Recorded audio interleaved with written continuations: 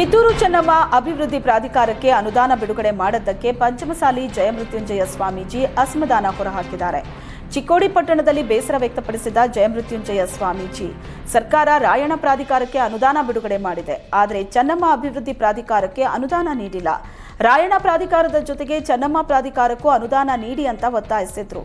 ಸ್ವತಂತ್ರ ಹೋರಾಟಗಾರರ ವಿಚಾರದಲ್ಲಿ ಸರ್ಕಾರ ಭೇದ ಭಾವ ಮಾಡುತ್ತಿದೆ ಅಂತ ಆರೋಪಿಸಿದ್ರು. ಚೆನ್ನಮ್ಮ ಹಾಗೂ ರಾಯಣ್ಣ ಸ್ವಾತಂತ್ರ್ಯ ಸಂಗ್ರಾಮದ ಎರಡು ಕಣ್ಣುಗಳು. ಅನುದಾನ ಹಂಚಿಕೆಯಲ್ಲಿನ ತಾರತಮ್ಯವನ್ನ ನಿವಾರಿಸಬೇಕು, ಇಲ್ಲವಾದರೆ ಲಿಂಗಾಯತ ವಿರೋಧಿ ಸರ್ಕಾರದ ಜೊತೆಗೆ ಚೆನ್ನಮ್ಮ ವಿರೋಧಿ ಸರ್ಕಾರ ಅನ್ನೋ ಪಟ್ಟ ಬರುತ್ತೆ ಅಂತ ಎಚ್ಚರಿಕೆ ನೀಡಿದರು. ಬೆಂಗಳೂರು ಗ್ರಾಮಾಂತರ ಪೊಲೀಸರ ವಿರುದ್ಧ ಲೂಟಿ ಆರೋಪ ಕೇಳಿಬಂದಿದೆ. ನಗರದ ಹೊರವಲಯದಲ್ಲಿರೋ ಐಷಾರಾಮಿ ವಿಲ್ಲಾ ಮಾಲೀಕರು ಪೊಲೀಸರ ವಿರುದ್ಧವೇ ಲೂಟಿ ಆರೋಪ ಮಾಡಿದ್ದಾರೆ. ವಿಲ್ಲಾ ಮತ್ತು ಅಪಾರ್ಟ್ಮೆಂಟ್ಗಳ ಬಳಿ ಗಸ್ತು ತಿರುಗೋದಕ್ಕೆ ಪೊಲೀಸರು ಹಣ ವಸೂಲಿ ಮಾಡುತ್ತಿದ್ದಾರೆ. ಪೆಟ್ರೋಲಿಂಗ್ ಮಾಡೋದಕ್ಕೆ ಹೊಯ್ಸಳ ಪೊಲೀಸರು ಹಣ ಕೇಳ್ತಾರೆ.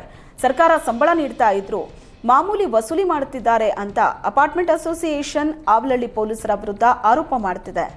ಅಪಾರ್ಟ್ಮೆಂಟ್ಗಳ ತಿಂಗಳ ಮೇಂಟೆನೆನ್ಸ್ ಜೊತೆಗೆ ಪೊಲೀಸರ ಮೇಂಟೆನೆನ್ಸ್ ಕೂಡ ವಸೂಲಿ ಮಾಡಲಾಗ್ತಿದೆ ಎಂದಿದ್ದಾರೆ. ಈ ಬಗ್ಗೆ ಲೋಕಾಯುಕ್ತ ಹಾಗೂ ಕೇಂದ್ರ ವಲಯ ಐಜಿಪಿಗೂ ದೂರು ನೀಡಲಾಗಿದೆ. ರಾಜ್ಯ ಸರ್ಕಾರ ಪ್ರಭಾವಿಗಳ ಮಕ್ಕಳ ರಕ್ಷಣೆಗೆ ಮುಂದಾಯಿತಾ ಅನ್ನೋ ಅನುಮಾನ ಮೂಡಿದೆ. ನಿಯಮಗಳನ್ನು ಗಾಳಿಗೆ ತೂರಿ ಕೆಪಿಎಸ್ಸಿ ಪರೀಕ್ಷೆ ಮಾಡಲಾಗಿದೆ. ಸರ್ಕಾರದ ಜಂಟಿ ಕಾರ್ಯದರ್ಶಿ ರಾಮಯ್ಯನ ಮಗ ಈ ಬಾರಿ ಕೆಎಎಸ್ ಪ್ರಿಲಿಮ್ಸ್ನಲ್ಲಿ ಪಾಸ್ ಆಗಿದ್ದಾನೆ. ಕಳೆದ ಬಾರಿ ರಾಮಯ್ಯ ಮಗಳು ಕೆಎಎಸ್ ಪಾಸ್ ಆಗಿದ್ಲು. ಇದರ ಜೊತೆಯಲ್ಲಿ ಕೆಪಿಎಸ್ಸಿ ಸದಸ್ಯರ ಮಕ್ಕಳು ಕೂಡ ಪರೀಕ್ಷೆ ಬರೆದಿದ್ದಾರೆ. ಹಲವರು ಹಣ ಪಡೆದು ಅಭ್ಯರ್ಥಿಗಳನ್ನು ಪಾಸ್ ಮಾಡೋದಕ್ಕೆ ಸಾಥ್ ಕೊಟ್ಟಿದ್ದಾರೆ. ಈ ಹಿನ್ನೆಲೆ ಮರುಪರೀಕ್ಷೆ ನಡೆಸದೆ ಬಲಾಢ್ಯರ ಮಕ್ಕಳನ್ನು ರಕ್ಷಿಸೋದಕ್ಕೆ ಹೋಗಿ 76,000 ಕನ್ನಡ ಪರೀಕ್ಷಾರ್ಥಿಗಳ ಭವಿಷ್ಯ ಹಾಳು ಮಾಡುತ್ತಿದ್ದಾರೆ ಅಂತ ವಿದ್ಯಾರ್ಥಿ ಸಂಘಟನೆ ಅಧ್ಯಕ್ಷ ಕಾಂತರಾಜು ಗಂಭೀರ ಆರೋಪ ಮಾಡಿದ್ದಾರೆ. ಮಕ್ಕಳಿಗೆ ಪರೀಕ್ಷೆ ಕೋಚಿಂಗ್ ನೀಡೋ ಹೆಸರಲ್ಲಿ ಪೋಷಕರಿಗೆ ಲಕ್ಷ ಮೋಸ ಮಾಡಿರೋ ಘಟನೆ ರಾಯಚೂರಿನಲ್ಲಿ ನಡೆದಿದೆ. ನವೋದಯ ಪರೀಕ್ಷೆ ಕೋಚಿಂಗ್ ಕ್ಲಾಸ್ ಹೆಸರಲ್ಲಿ ರಾಯಚೂರು ಜಿಲ್ಲೆಯಾದ್ಯಂತ ಅಕ್ರಮ ಕೋಚಿಂಗ್ ಸೆಂಟರ್ ತೆರೆದಿದ್ದು, ಲಿಂಗಸಗೂರು, ಗಬ್ಬೂರು, ಸಿಂಧನೂರಲ್ಲಿ ಮಹಾಮೋಸದ ಜಾಲ ಬಯಲಾಗಿದೆ.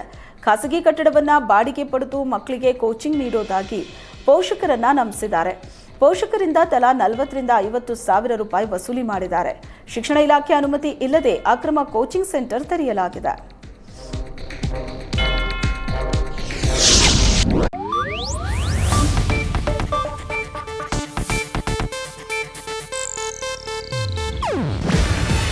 ಇದು ಏಷ್ಯಾನೆಟ್ ನ್ಯೂಸ್ ನೆಟ್ವರ್ಕ್ ಪ್ರಸ್ತುತಿ.